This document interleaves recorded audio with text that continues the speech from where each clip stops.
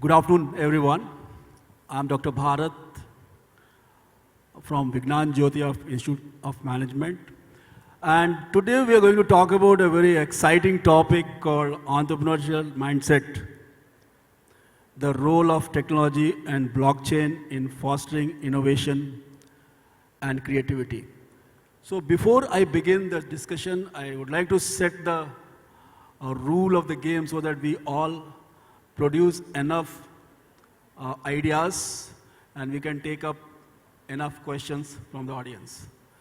So we'll begin with one round of a perspective session from our honorable panel members. And thereafter, I have some couple of questions which we will be addressing. And that will go for about 30 minutes. And then we'll have a Q&A for next about 900 seconds or 15 minutes. So I think this is okay for all of us. Yeah, so what a time India is. We are the fastest growing major economy in the world, projected by IMF to touch about 7+%. And we have a mandate to increase our gross enrollment ratio to about 40+% moving forward by 2030 plus. And the rate of public investments and private investments in industry, be it automobile, be it real estate, or be it manufacturing or pharma, everywhere we are seeing the green shots.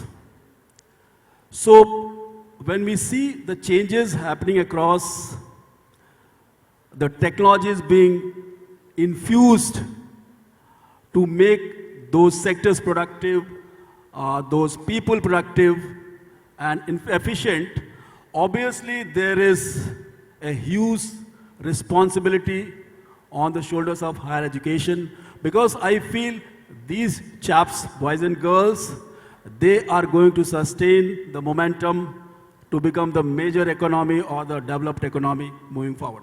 So to begin with, ma'am, what's your view on this topic called entrepreneurial mindset? No doubt we need imaginative people.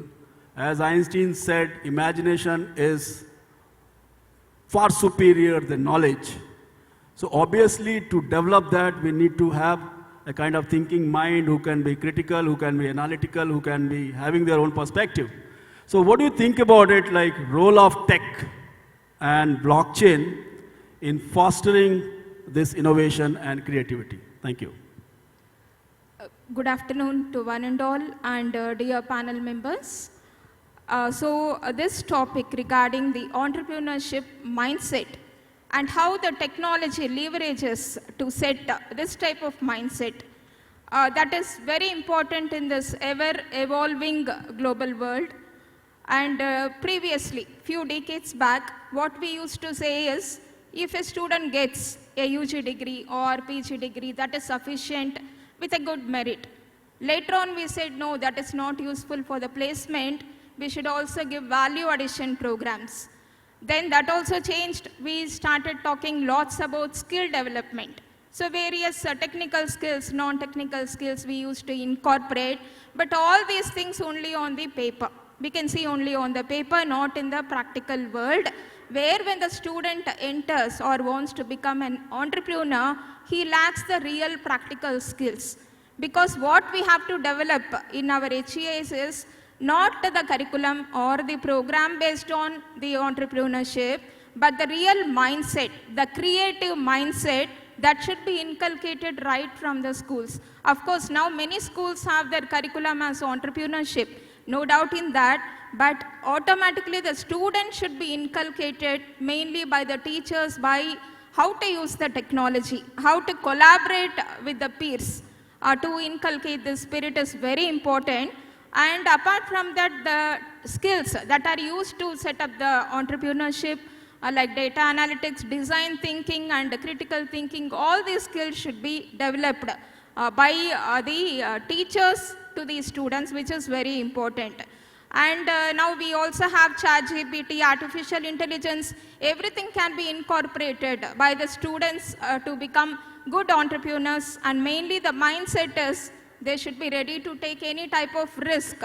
Because it's not, the entrepreneurship journey is not a smooth one. It has ups and downs, turns and twists. So this is very important. The mindset is very important. Thank you.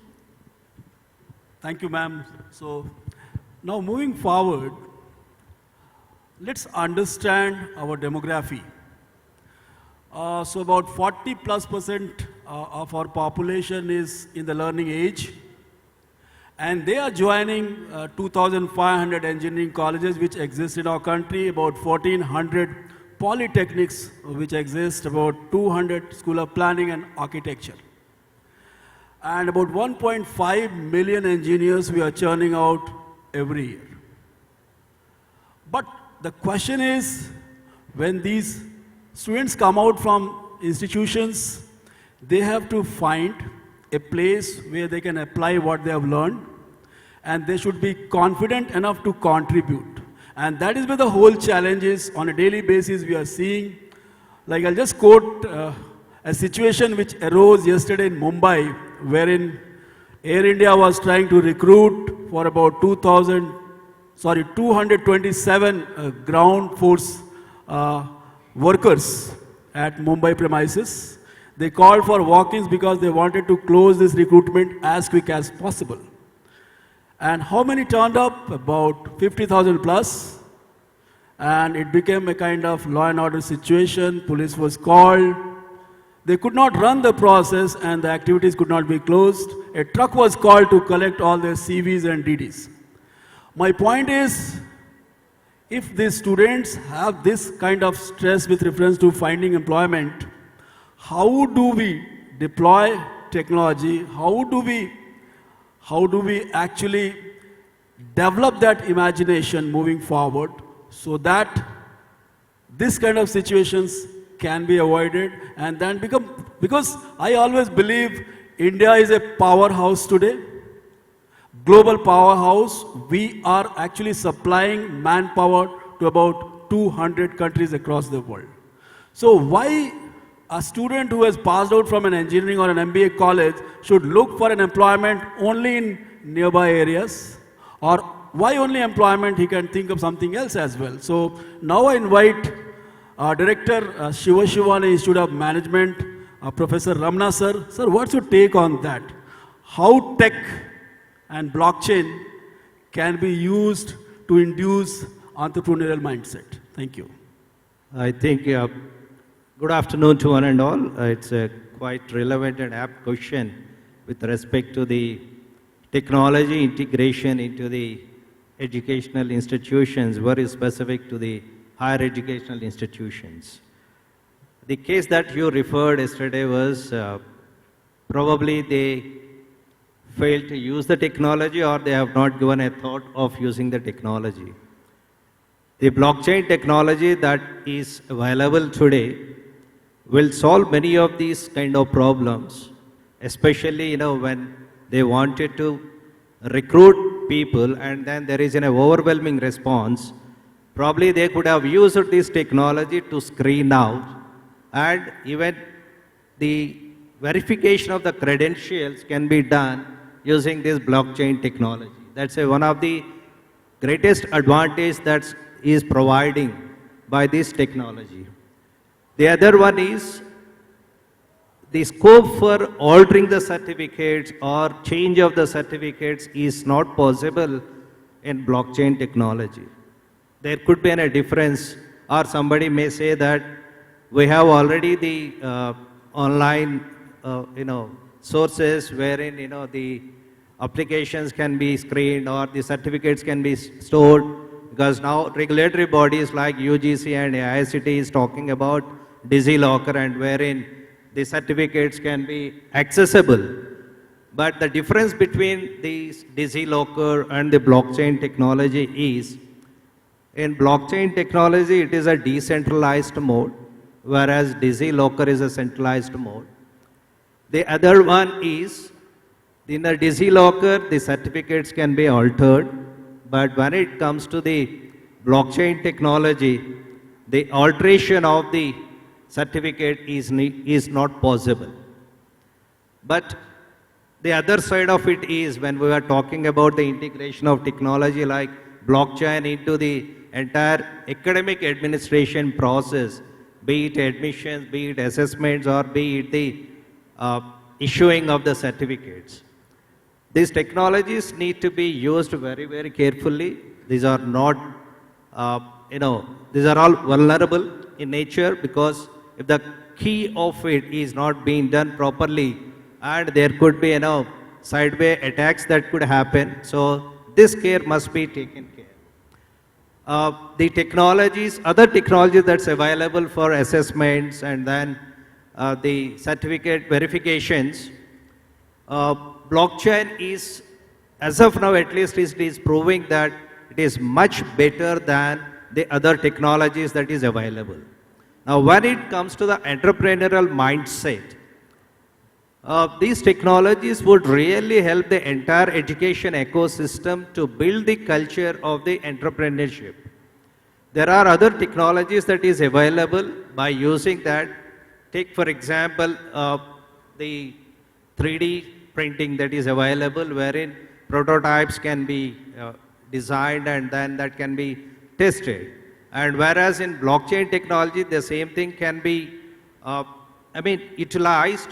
Only thing is we can find out right from who has started and from where it has generated, who has done the alteration, and at what level it is. The entire tracking system is much easier in the blockchain technology. Now, if these technologies are open to the students, they can do a lot of testings, they can do a lot of iterations, and then finally they can come out with a solution that is viable to the society, that's going to solve the many problems. Today, if you see, many of the startups are happening in the edtech area and also the technology area in other domains too.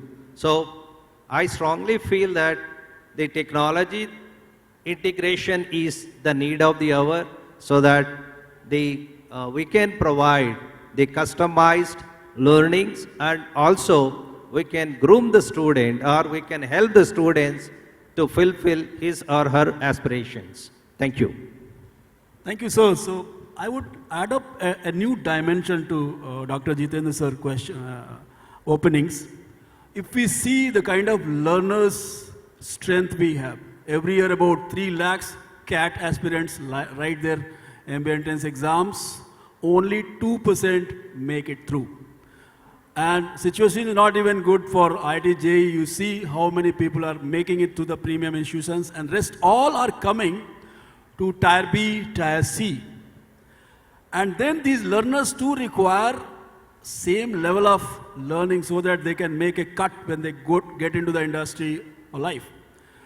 I was just going through some of the data which says the number of professors vacancies, about 15.6% of the world's MBA, they come from India. In world, we have about 23.4 lakhs MBAs, and 15.6% we have here. If you look at the vacancies in IITs and IIMs for professors, associate professors, and assistant professors, my question is, until we leverage technology, we won't be able to address this humongous mass. Now, how do we do that? How blockchain or use of technology can be directed towards this set of mass who needs to be trained the way it is expected for this new gen? Yeah. And I would request Jitendra sir to be little brief, because I was also looking at the watch. Right now we have 21 minutes, 37 seconds. Thank you. Thank you so much, sir. To all the esteemed people sitting out there and my dear panel members, a warm good afternoon to you all. Now, when we talk about entrepreneurship, firstly, it's like 3 lakh aspirants who are taking CAT. Majority of the management students, especially management students, I'm not talking about higher education in particular. Let me, since you spoke about CAT, let me talk about management aspirants. Majority of the management students have one mindset, that getting a job, secured future. Entrepreneurship has a lot of risk involved. A lot of people do not want to take risk. Why? Because most of their education is funded. They have taken education loan, and they have to repay the loans, and they have that particular initial responsibility of loan repayment. That's the reason why entrepreneurship takes a back seat, first of all. Secondly, the mindset, there is a change in mindset that is required not just by the students, I would say by the government too. Now, how many of us see entrepreneurship offered at colleges as a specialization? In most cases, at the most you would see entrepreneurship is offered as a subject. Why not specialization? My question to the government again, how many institutions are there? We are launching IIMs after IIMs. How many entrepreneurship development institutes are there in the country? You can hardly count them on the fingertips. So before we talk about the change in students' mindset, I think firstly we have to talk about the government has to look into entrepreneurship in a different way. Since we are the directors of the institution, you know there is a Atal Incubation Center started by AICT. But again, it's just for namesake. The government has to understand it's not easy. Now, when we talk about technology in entrepreneurship and all, yes, technology is growing. We are talking about entrepreneurship, the startups. Brief statistics for you. There are 99,000 startups in India currently clocked in May 2024. There are 99,000 startups in India, out of which 109 are unicorns. 109 are unicorns. By May, in fact, the total funding that these startups received in 2021 was about $4 billion, but by May itself, it is more than $2.8 billion of funding has already come.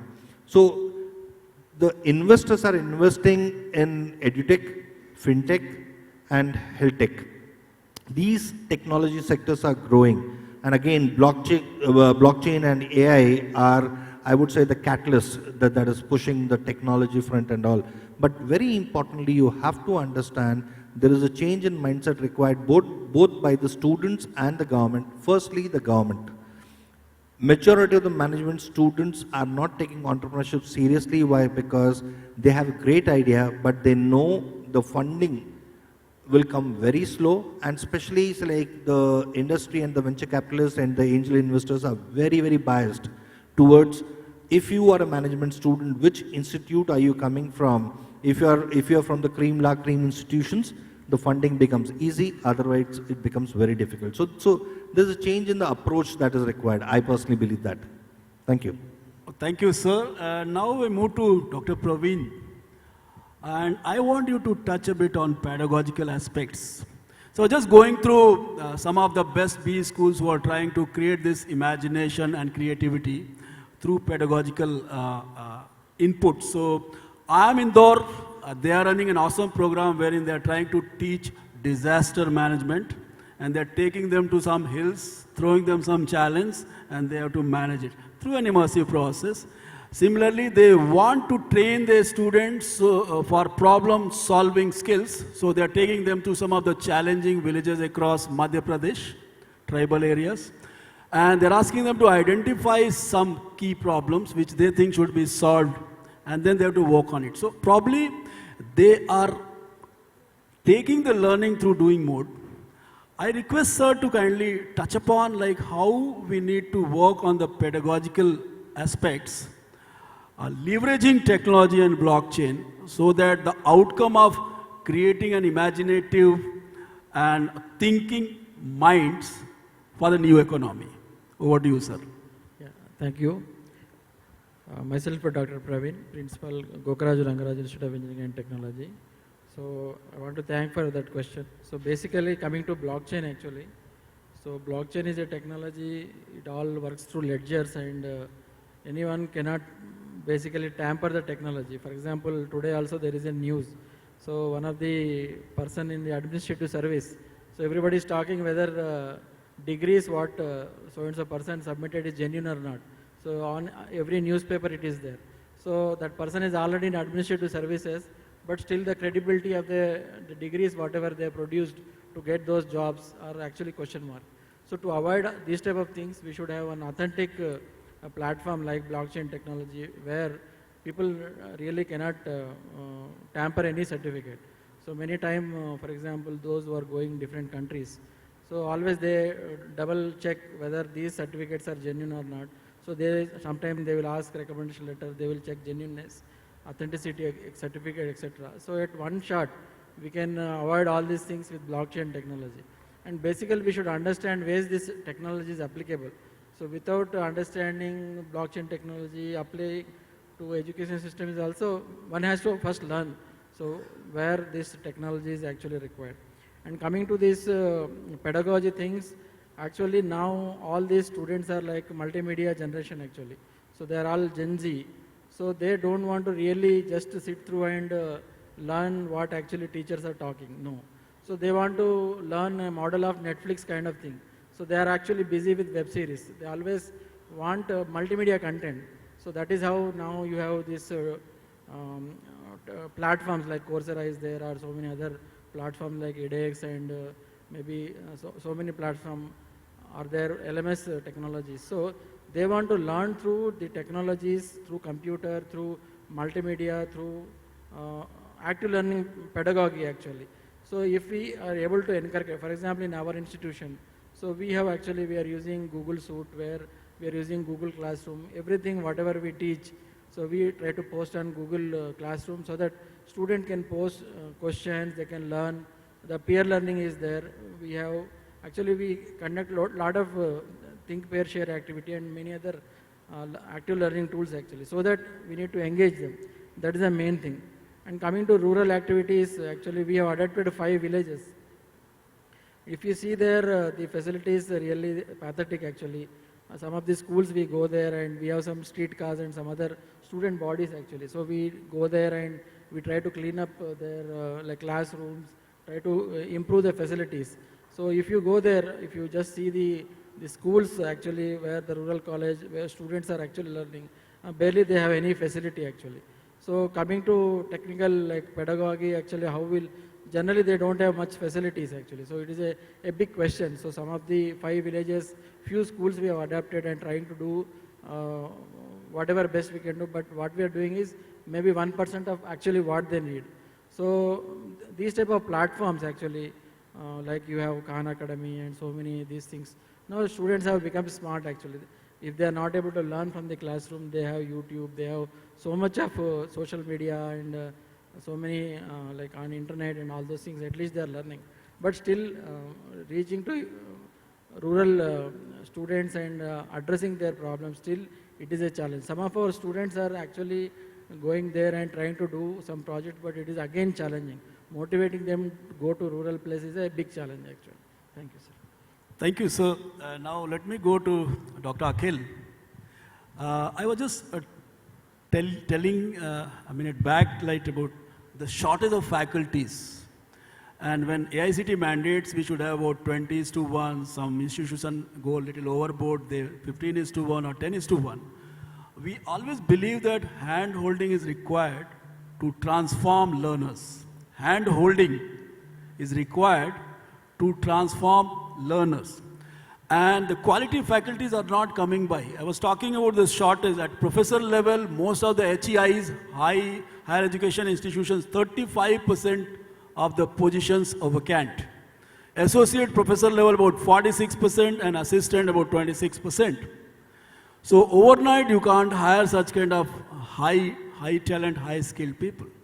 So I would like to touch upon Dr. Akhil, how this tech, we are talking about tech and blockchain, how technology can be leveraged you to fill up this shortage and do what is expected to create that entrepreneurial mindset.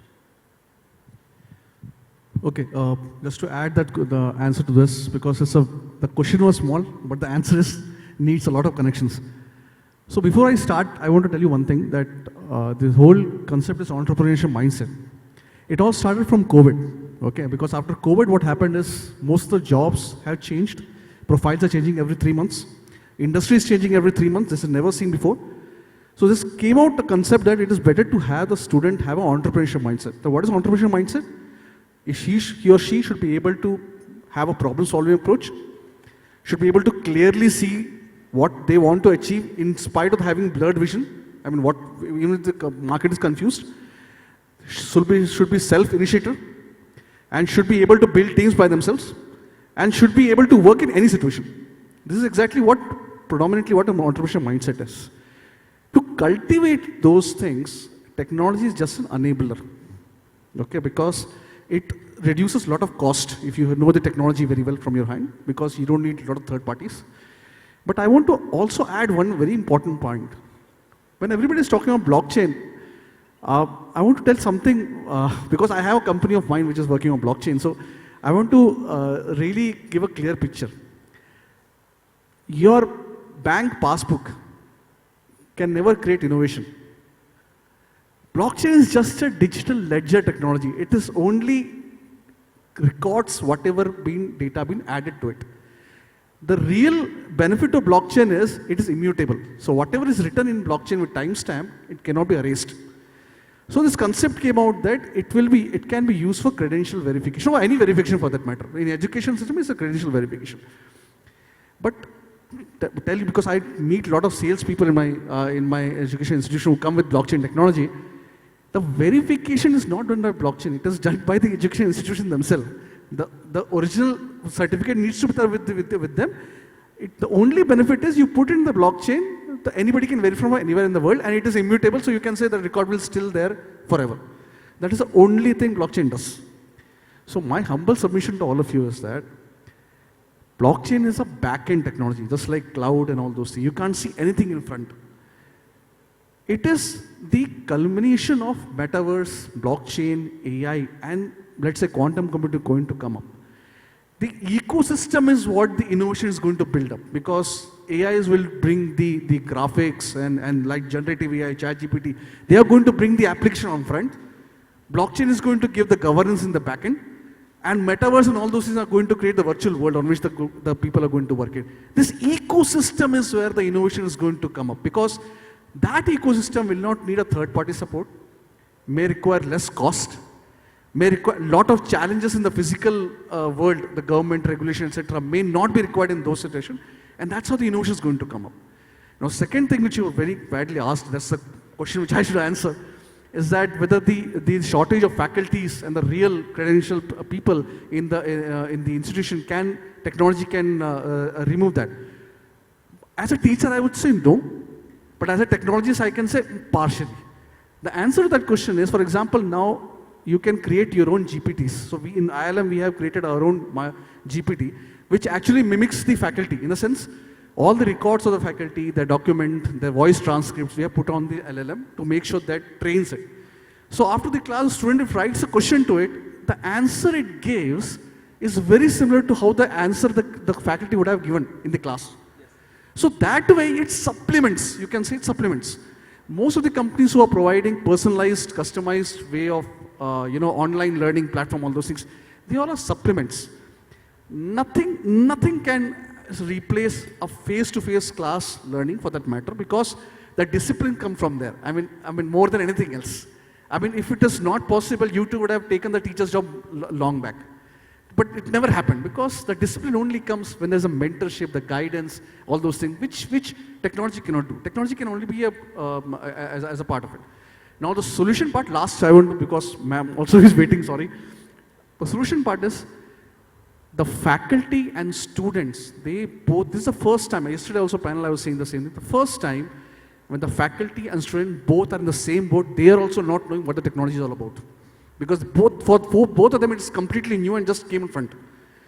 The only way is to practice together. I mean, for example, if a teacher is teaching entrepreneurship, I would really want the teacher to have their own startup, even if it fails. It's okay. If the faculty teaches in the class about business, I would really want a student to go to the business, get some consulting. Maybe it is 1 rupee, it's okay. But in-house class learning itself will not solve for teachers. So both of them needs to have an experiential learning. Both of them need to practice. I mean, that's the only way to move forward. Thank you. Thank you. Thank you, sir, for awesome perspective on this. Now, we have Febin from Connect Business L&T at Tech. Madam, moving forward, you are in the tech space and you are seeing how things are emerging.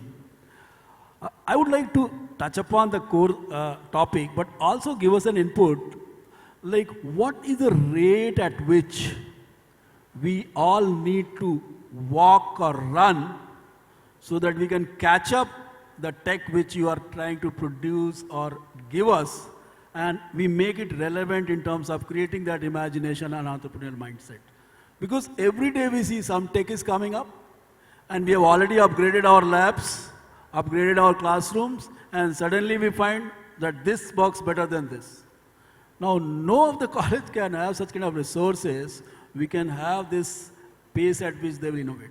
So what's your take on this? Like, how do we walk along with the emerging tech and to create this entrepreneurial mindset? Thank you. Thank you, sir. Good afternoon. So I'll just briefly introduce I'm Febin from Larsen & Toubro, from L&T EduTech, which is a new business vertical of L&T itself. I just want to reiterate what some of the panelists had said.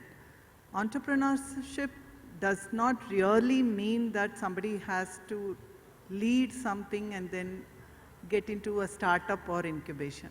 I feel entrepreneurship is mostly the solutioning mindset that is required.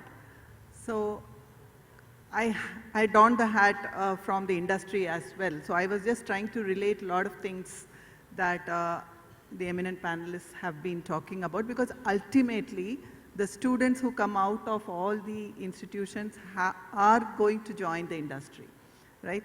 So one is the technology is, as you rightly said, jumping leaps and bounds, as you rightly said. I think we should start looking at what will work for us.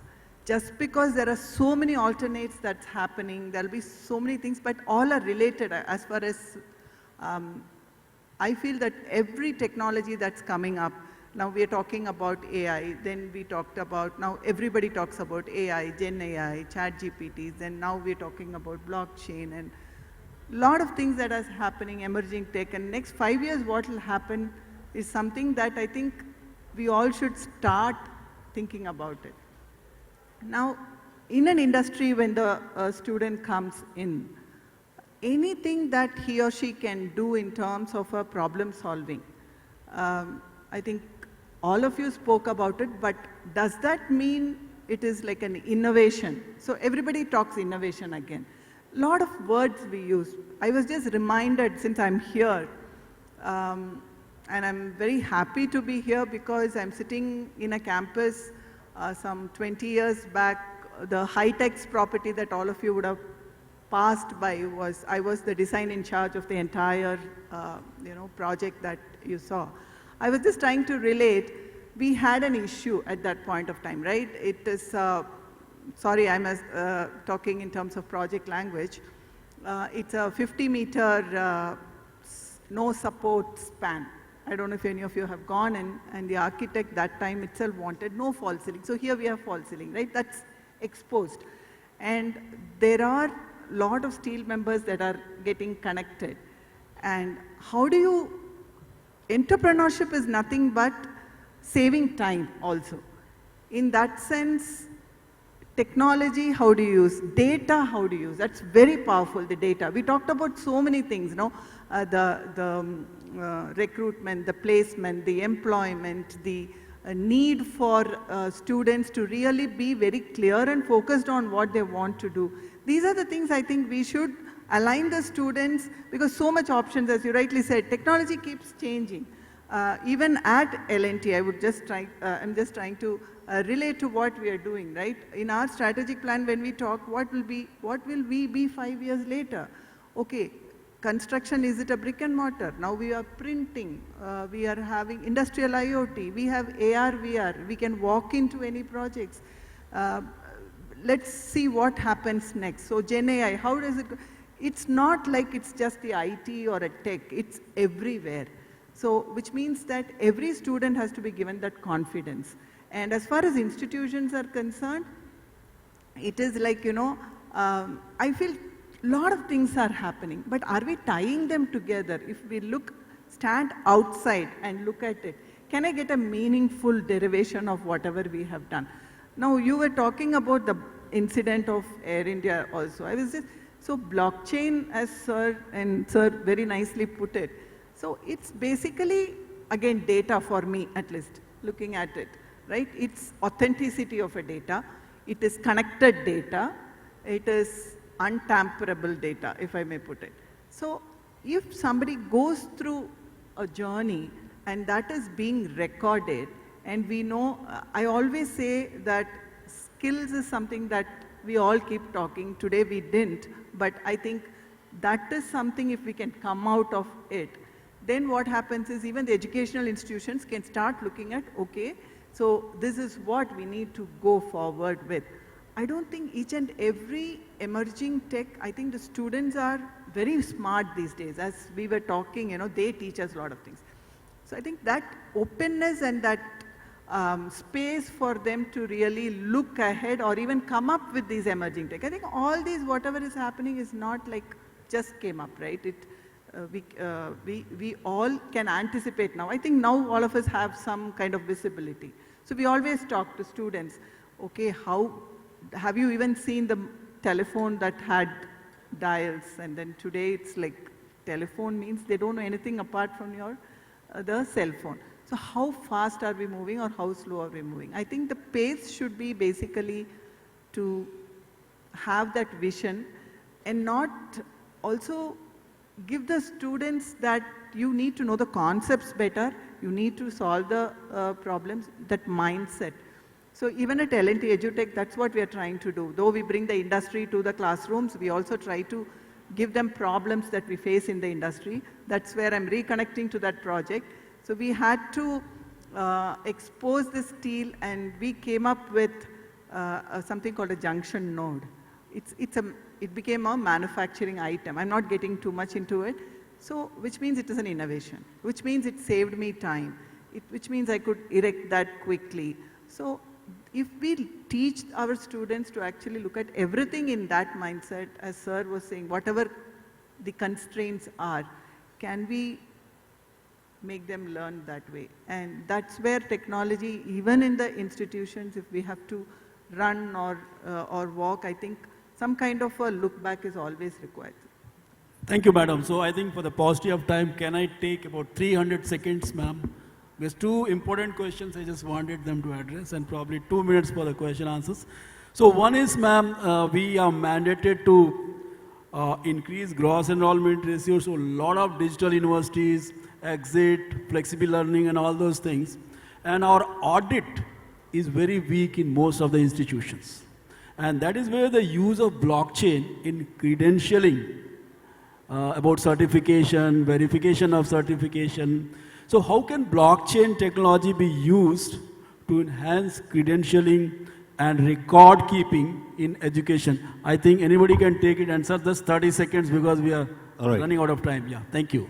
Now, there is an initiative by ICBM which is called as National Academic Depository, wherein now all education institutions, all of us have to upload students' mark sheet. Now, why is it academic depository only restricted to only MBA or engineering and all?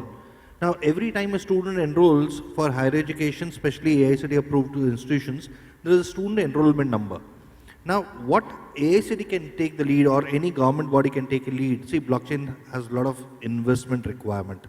Since the government has taken the initiative, now my student enrolls for a Coursera program, or my student does a Google certification, my student does a, I would say, Python certification.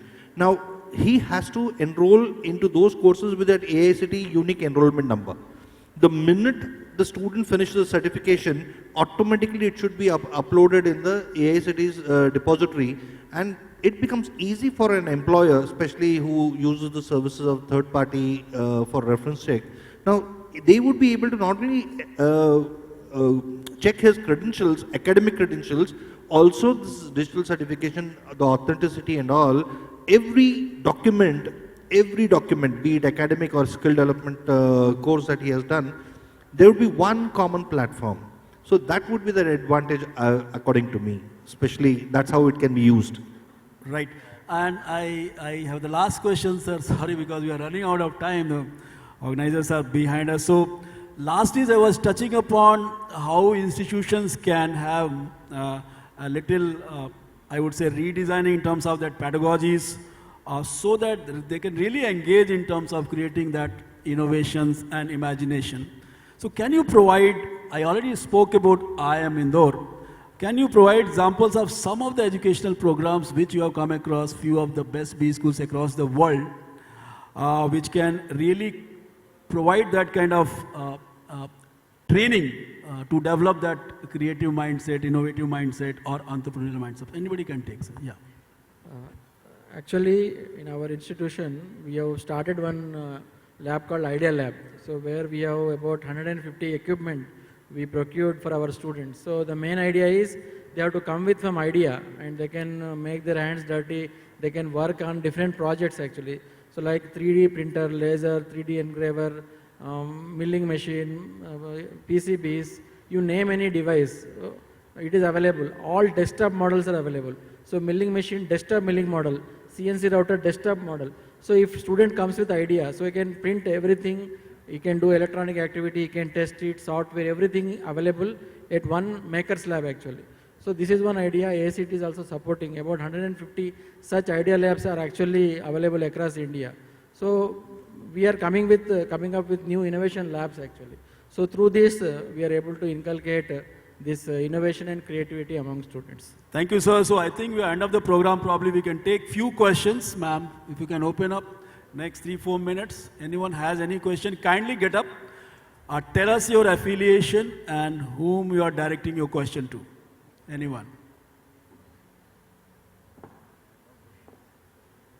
Yeah, so I think there is no question, and then this is an exciting topic wherein we can go on and on and on. However, time is limited. We all have 24 hours in a day. So I think we'll close for the day. Any last passing comment from anybody? Yes. Considering the NEP 2020, now every institution bound are forced to offer multiple entry and exit. So wherein these certificates verification is going to be the key aspect, probably every institution has to integrate technology into their administration system. More so specific blockchain technology, thereby it can be managed, the entry and exit of the multiple entry and exit can be managed smoothly. Last comment and then we'll wind up. So when we say about entrepreneurship, innovation, creativity, what students think is they get scared of hearing these words. So what we have to say is whatever available day-to-day life. So such examples we can tell them which don't have a solution till now. For example, previously the dhotis used to be very difficult for the men, but now that ready to stick has come. Similarly for women also, sari tying was a big task. And now we have ready to wear saris. So we can see in our houses, many old women, they try to put the thread inside the needle, but they fail. But such things, what solution can be given? We need not think about spacecraft or aerospace, just small common things. If you tell the students this is the problem, how will you solve that? Then they start developing that spirit of entrepreneurship. Thank you. Thank you. So over to you, organizers. Thank you so much. Thank you. A huge round of applause to our panelists. Thank you so much, sir. And we'd like to felicitate them, for which I'm going to be requesting Mr. Shrikant Venkatraman, Chief Executive Officer, ICT Academy, Information Technology and Digital Services Department, Government of Tamil Nadu, to please join on stage. Can we all put our hands together and welcome him on stage? Thank you so much to our panelists and our moderator for taking a wonderful session for all of us out here. We'd like to thank you, starting with our moderator, Professor Bharat Bhushan Singh. Can we all put our hands together as we thank him for joining with us today? Professor Bharat Bhushan Singh, Director, Vignana, Jyothi Institute of Management. Thank you so much, sir. Our next panelist is Dr. Nagajyothi, Pro Vice Chancellor, Academics, B.E.S.T, Innovation University, Andhra Pradesh.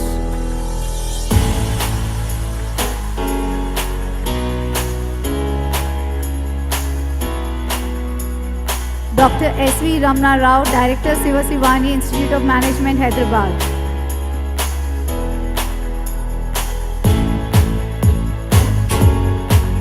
Dr. Jitender, Director, Academics, ICBM, School of Business Excellence, Hyderabad.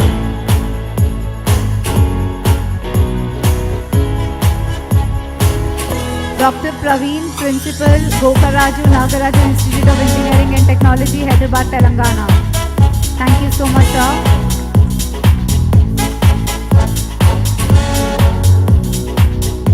Dr. Akhil Damodaran, Dean, School of Management, IIL University.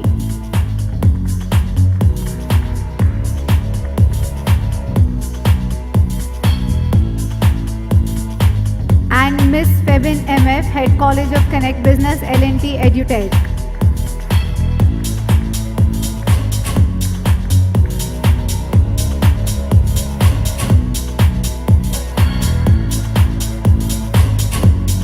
We'd like to thank all our panelists and request for a picture, please. Can we all join in for a group picture? So until the picture is happening, I would also like to inform you all that we are going to have the lucky draw at the end of the session. So I request you all to please submit your participation forms. In case you haven't received the participation forms, you can collect it from our registration desk outside. And in